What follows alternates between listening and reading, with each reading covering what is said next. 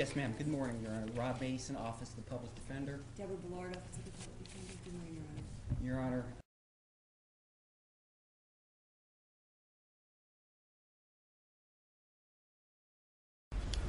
Silence in the packed courtroom was broken by the sound of shackles around 18-year-old Jonathan Belton's waist.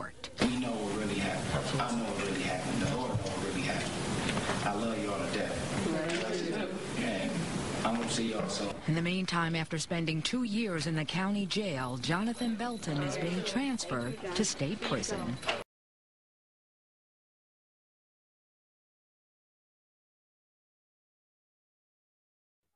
This was Cassandra and Aaliyah Russell's first day back at school. The sisters, both in 8th grade, were suspended for taking part in a food fight in the school cafeteria.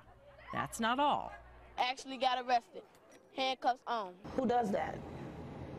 Lock children up for throwing a carrot, a biscuit, milk, Jell-O. Who does that? Police rounded up more than 24 students, 11 to 15-year-olds, now charged as criminals with misdemeanor reckless conduct. I never thought I could be arrested for a food fight. Now the Russells have a court date. We're worried about this being on their record, you know, a food fight. I just can't get over that.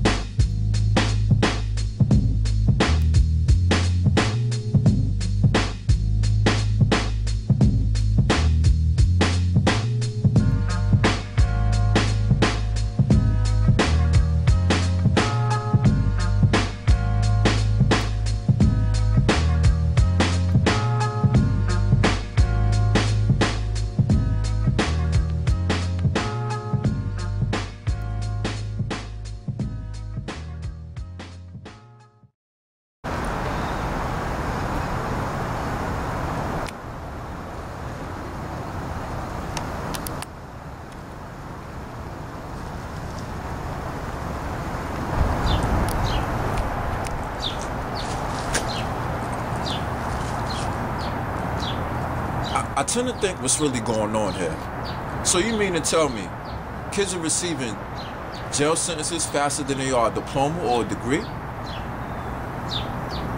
Jail for me has always been an iffy subject. I mean, don't get me wrong, I do believe in you do the crime, you do the time. I mean, there's no way to justify that. You know, you commit a murder, you do something illegal. I mean, it's only right that you pay the price for it. But towards self-defense, then I think that's an entirely different story. You know, because sometimes people don't have a choice but to do another big bodily harm to the point where it's fatal.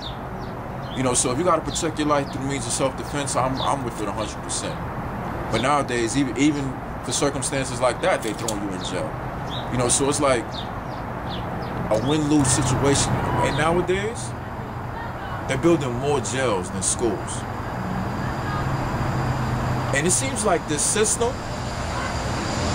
is designed to fail for those of lesser status. It's designed to be a success for those of much higher status or those that create the system in a sense. Now what that means for people like me and you is, like, for one, I have 2 younger brothers, teenage brothers. And what that means to me is like they're part of the newer generation. And that is a very scary generation. They more susceptible to things like murder, violence, drugs, sex, and all this other illegal and irrelevant stuff. And it seems like nowadays, like, you have to be careful who you associate yourself with towards, like, friends and colleagues or whatever, because they'll lock you up for that.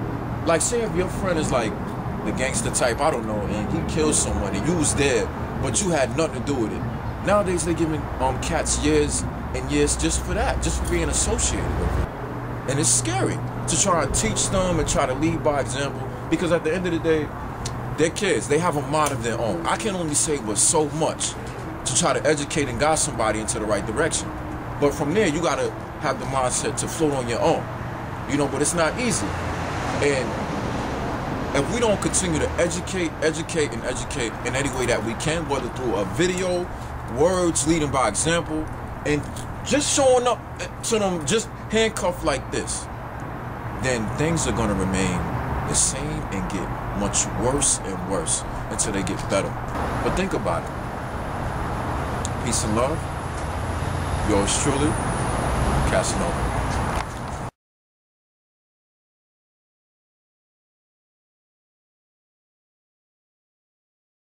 Far worse. A couple of judges in Pennsylvania are going to prison for many years. They've tried to get rich by sending teenagers to jail. That's right.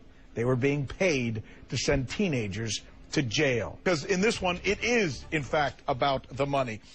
Show me the video if you can, Dan. These are two elected officials in Pennsylvania. They're pleading guilty, get this, to taking kickbacks in exchange for throwing teenagers in jail. How's it work? Well, meet Judge Mark Ciavarella and Judge Michael Kanohan.